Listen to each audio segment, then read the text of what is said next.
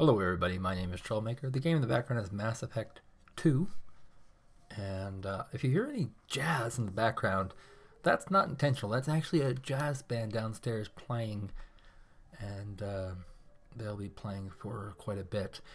So the topic at hand is most recently the Consumerist put out the conclusion of their poll. And they do this every year. They take basically what they see as 32 of the worst companies, and then they lob it off to 16, I think, and they have them face off against each other in a voting poll in which people visit the Consumerist and they vote. It's a huge attraction for the Consumerist because it gets all the hate out for all those companies that people despise.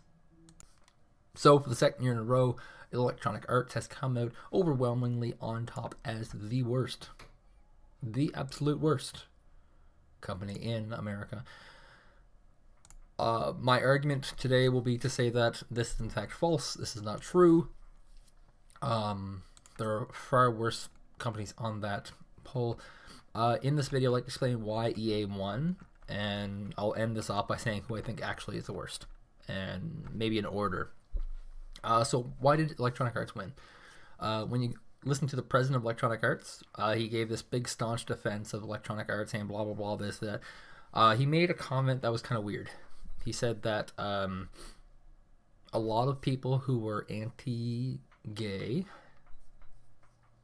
were orchestrating, and this is like the church organizations, a lot of hate organizations were organizing campaigns for people to vote for Electronic Arts. So on top of the regular grief that they get, they had this group of people showing up voting they're the worst.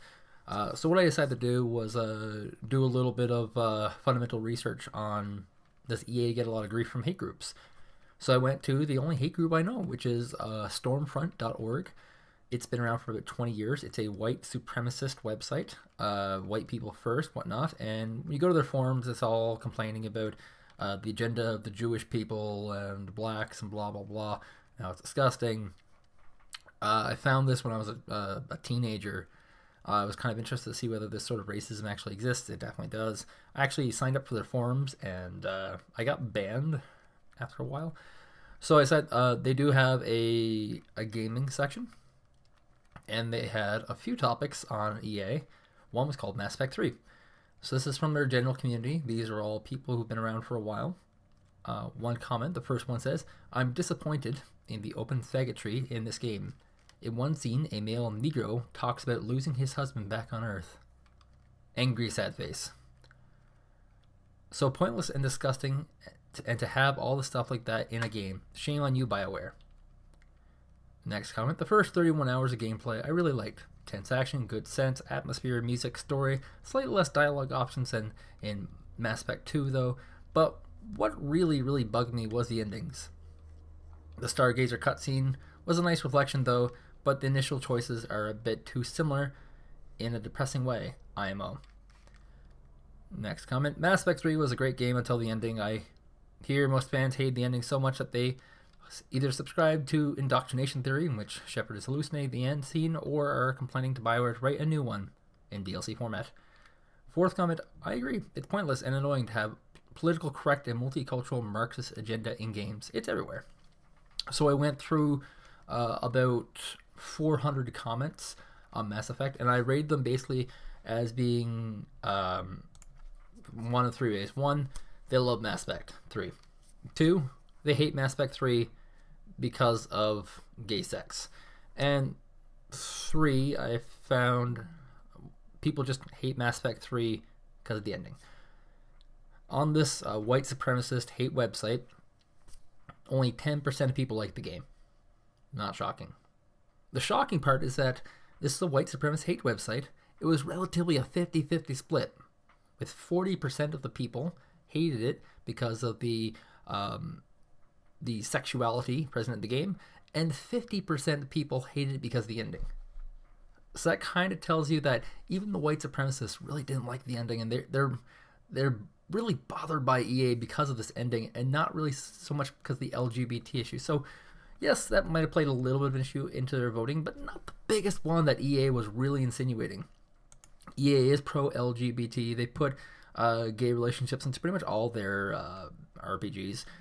So, get what you want. So what's the real reason why EA got voted? And it's not because they're the worst company in America. I'll say that right off the bat. The first one is called the split vote consensus. So in politics, people are generally split into two giant camps. This is why America only has two political parties, because in the rest of the world where you have multi-party systems, generally speaking, everyone falls into two camps, and there's a lot of strategic voting. Happens in Canada, happens in Germany, happens in England, happens in France. All over the world this happens. So let's say there's only one right-wing Conservative Party for the entire country of Canada. We'll call them the Conservative Party of Canada. And then you only have one Liberal Party in all of Canada. You call them the Liberal Party of Canada. So around 1990, you had the NDP show up. The New Democratic Party, which are liberals. They're all very liberal-minded. That takes a chunk out of the liberals. And then you have the Green Party of Canada show up, and that takes another chunk out of liberals. And then you have the Bloc Québécois, who are a socialist separatist party. That takes another bite out of the liberals. And so there's such a huge cut from the Liberal Party that they lose power. The Conservatives come to power. And this happens every 10 years, 10, 12 years. The Conservatives will come to power for 4 to 6, maybe even 8 years at most with Brian Mulroney. And then the Conservatives follow the power. The Liberals show up again. All the third and fourth parties kind of fall apart to the Liberals. And it's a cycle, endless cycle. This is very relevant to EA because EA was the only gaming company on the list. If Activision was there, Activision facing directly off against EA or some other one, it could have gone differently. However, because you had 4 telecom companies, people were splitting their votes among telecom companies that they hate. I mean, you might really hate AT&T and think they're the worst company in the world, but maybe you don't have AT&T, or maybe your friend doesn't have AT&T. Maybe he has Comcast, and he's probably never experienced AT&T because of that. And that all kind of comes together. The fact that there were so many split votes on other things. There were 3 airline carriers and a cruise line. There were 4 major banks. There were 4 telecom companies. There was Facebook. Google was there. I don't really see why they were there in the first place. They're not that bad.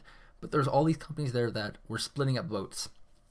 And all the guys who weren't getting split votes were doing really, really well. If those votes weren't so split up and everyone was buying from one, bank, it said we are the banks, or we are air travel, it would have been a much, much closer contest. But because EA was the only video game publisher on that list, they got every single video game hater, everyone that hates anything in the video game industry. It gets worse though, because the Consumerist didn't have a national tag on it. There was no way of tracking that, and so there's no such thing as AT&T in Canada. We have Bell, which is basically what AT&T is, but we can't so we have no interest in voting for AT&T. So I go to the website. I vote for Carnival Cruise Lines. Hate them. Didn't ask me what nationality I was. Blah blah blah. I just voted. Carnival Cruise Lines won. Great. But only certain companies in America have an international prestige. Electronic Arts deals in every single country in the world. 300 of them. American Airlines kind of deals with most of them, but primarily in the United States. Like Facebook and Google are kind of international, but they don't have much of a stain on them. The cell phone, the telecom carriers are pretty much regional. They pretty much only exist in the United States. So they didn't have a chance against a global voting audience. That was a huge, huge big part as well. So that's the second thing, international audience. The third one, it's more direct as to why people hate EA, is that they nickel and dime people. Every time they release a big game, they sell like 10, 12 million copies. And then they have the day one DLC with every single game they put out. It's always like $10 or $15. And it's always a big, big part of the game, or advertised as a big part of the game. And that just pisses people off. With Star Wars The Old Republic, when they went free to play, they made you purchase toolbars. That was kind of ridiculous. They're kind of obscene. And it was all this nickel and diming stuff. but that's not that big of a deal. It really isn't that big of a deal, as far as the whole dynamic goes, because that's like $10 here, $5 here, compared to like you know, American Airlines charges an extra 60, $70 per piece of luggage, $100 for your pet. Um, you know, onboard meals cost extra, blah blah blah. Lots of bigger nickel and diming stuff there. But the number of people who fly around using American Airlines compared to the number of people who buy video games per year, video games have one of the largest markets in the world. So it just kind of makes sense that Electronic Arts, being the only video game publisher on the list, would win. It's not because they're the worst, it's because they have the most exposure in the world. That's the only thing that the president of EA said that made sense. The fact that they have the biggest sales and they will catch the most win. That is absolutely true. Since they are the biggest and most impactful of all the people on the list, they have to win that contest. And they will win it every single year until another major publisher shows up on the list. If Activision has to face off against EA, that'll be such a close race because there's ill will towards both of those publishers. Who's the worst? That's a good question. There was a lot of people on the list, and I could name them off in order. Bank of America's the worst. Jason Morgan second, Capital One is third, Wells Fargo is fourth, Walmart is fifth, Carnival Cruise Lines is sixth. I'll have an article written about this in depth, but I put the four major banks in one category, so they're all pretty terrible. The four major banks were responsible for the recession. They cheated people out of their homes. They made people homeless. The welfare of America on average went down, all because of the greed of these banks. They were giving huge bonuses and laying off massive amounts of employees while doing so. Walmart's quite bad because they use child labor, they use prison labor in China, 10 cents per hour. They put mom and pop stores out of businesses. They don't like unions. They've closed down many Walmarts because they unionized, and they just want to send a message across the board that we will not support unions. Carnival Cruise Lines more recently came to the news because one of their cruise liners had to be tugged by the U.S. Navy, and the U.S. Navy came in and said, like, you guys owe us $4.2 million in rescues over 90 serious incidents over the last 10 years. 90 serious incidents, that's insane. How can a cruise line have 90 incidents in 10 years? That's 9 incidents per year. That's retarded. They have more service. Anyone I've ever heard that's gone with them said it smells like shit. I recently booked a cruise for my girlfriend's parents, and they said, like, they'll pay extra money. Like, I was buying it for them. They said they would pay extra money if it wasn't Carnival Cruise Lines, and I put them on like Princess, so they're happy. But Carnival Cruise Lines is absolutely terrible. EA is not the worst. There's a lot of good reasons to hate EA. They are bad. They can do better, a lot better, but they're not the worst. They're just an average bad. The article has full information on all these companies, why they're so terrible, and it gives a much, much more in-depth take into why EA is terrible. If you like this video, definitely give it a like, and definitely check out the article. Thank you guys for listening to my little rant. My name is Trollmaker, and thanks for watching.